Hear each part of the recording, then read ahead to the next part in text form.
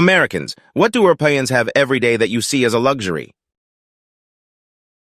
This is only really true for Southern Europe, but cheap wine by the glass, cheap coffee, and pastries. Cafes in the U.S. are marketed as very trendy, and if you want a pastry and a coffee, you should be ready to pay like $8, $10. In most of Italy, Portugal, and Spain, you can get coffee and a croissant for like €3. 6 weeks vacation, extra pay just for vacation, at least in Germany, government health care. My husband, we're Canadian, did his postdoc in Finland.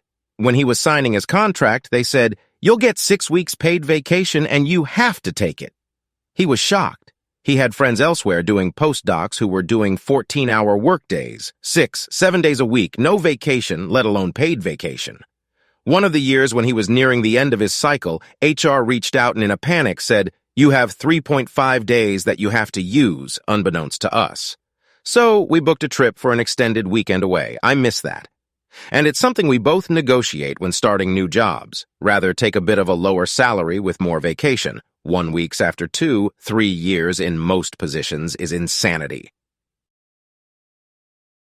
Time. I spent time abroad in Italy for school, and there was just so much less of a rush everywhere. Oftentimes, the latest person to my classes, we were professors. Everyone really took their time, and I didn't really feel the bustle of constantly going somewhere when I was there. I mean, dang, the village my apartment was located shut down for a few hours in the afternoon so the shopkeepers could go have lunch.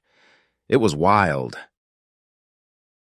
Affordable universities. Our daughter is going to university in Scotland. Our U.S. friends always respond with shock at the luxury of going overseas for school until I tell them it's 1/2 the cost of an equivalent U.S. college. That includes travel expenses.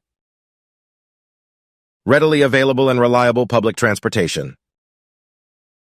Local bakeries with wonderful fair-priced food readily available on their walking commute. 2+ weeks long vacations. I've had to reach to our contact at HQ in Europe for support and have legit been told to ask someone else because he was going to Switzerland skiing for 3 weeks on holiday. But here I am getting nervous about taking more than 3 days off in a row because I don't want to come back to 500+ emails. They can travel between different countries in Europe without spending days driving or flying.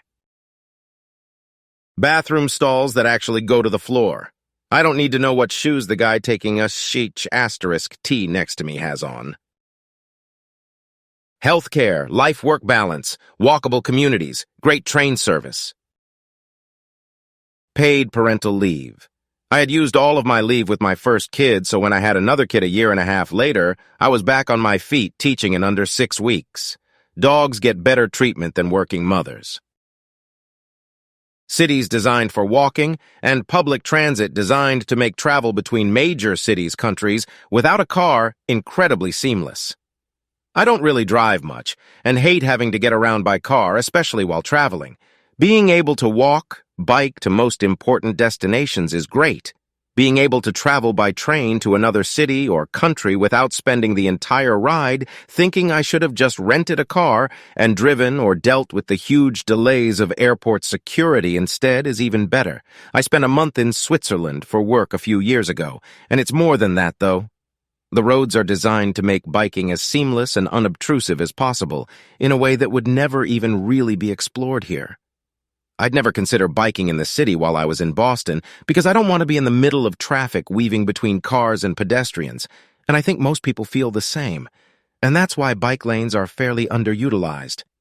But it was very different over there in a way that is hard to express unless you have experienced walking around / biking around an American suburb, even a city versus a European one. Lots of people I've talked to put it up to people just bike more in Europe. But no, they don't understand. People bike and walk more in Europe because their cities are just built differently in ways that are hard to express.